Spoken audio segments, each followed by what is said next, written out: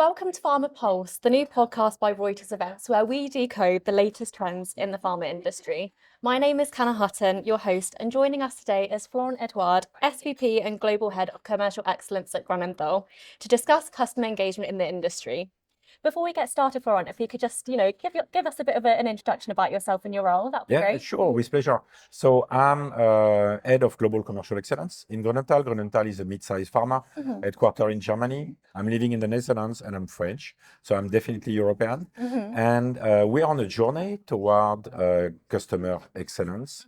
We have built omnichannel, we have built all the ROI model and the engagement model, and we are working really hard now on creating great customer experiences because we think that's a differentiating factor in the marketplace. Brilliant. Thank you for that introduction, Florent. So now let's get into the heart of today's discussion, which is customer engagement excellence. So my first question to you is, what are some of the biggest challenges you're facing around customer engagement in the pharma industry today? Consistency in quality. I mean, we have pockets of excellence here and there. People do a great campaign, or they do a fantastic webinar, or they do this type of things. So customers are engaged, and then we lose them. We lose them along the way. When you look at consumer goods, the great brands, if you take, I don't know, the Hermes of the world or whatever, they track you, they follow you, and they know you, and they give to you what you expect.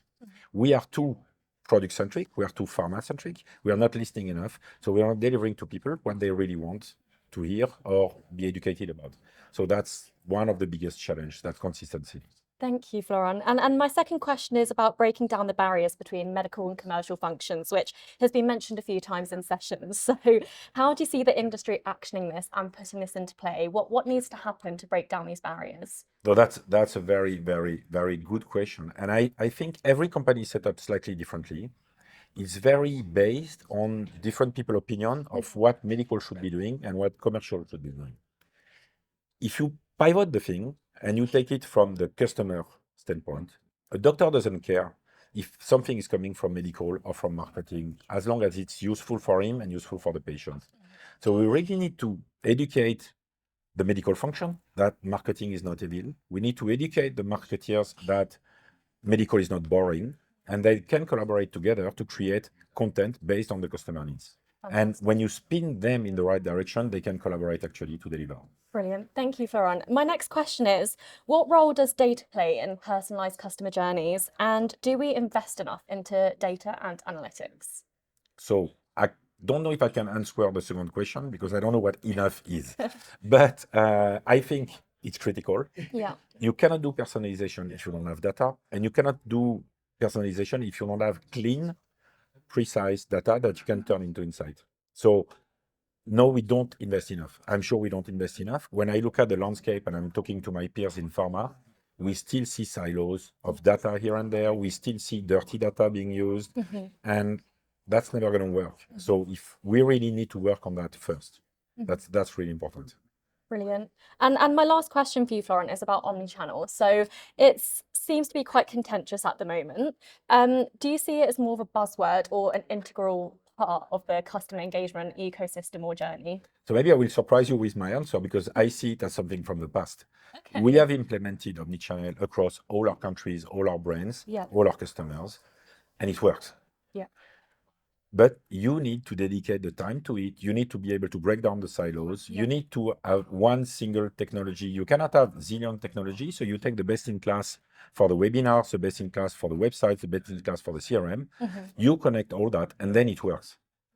You need to educate the people. You need to make them think differently. You need to create customer teams that are going to be focused on the customers and not only on the product. But then it works. And we see the feedback from the customers.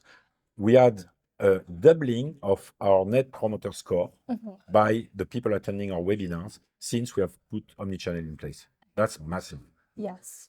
Thank you so much for those insightful answers, Florent. It's been a pleasure having this discussion with you.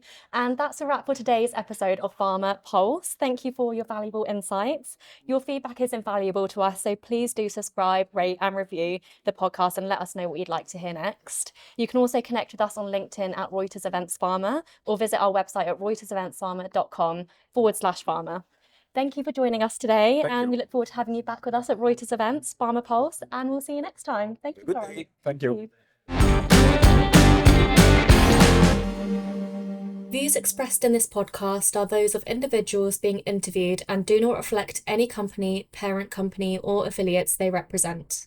Find out more on this topic at Reuters Events Pharma USA 2024, March 26th to the 27th in Philadelphia, where we finally outpace healthcare's evolution by uniting the greatest minds from across commercial, medical affairs, patient engagement, market access, real-world evidence, and cell and gene therapy. For more information, please visit reutersevents.com/pharma-USA.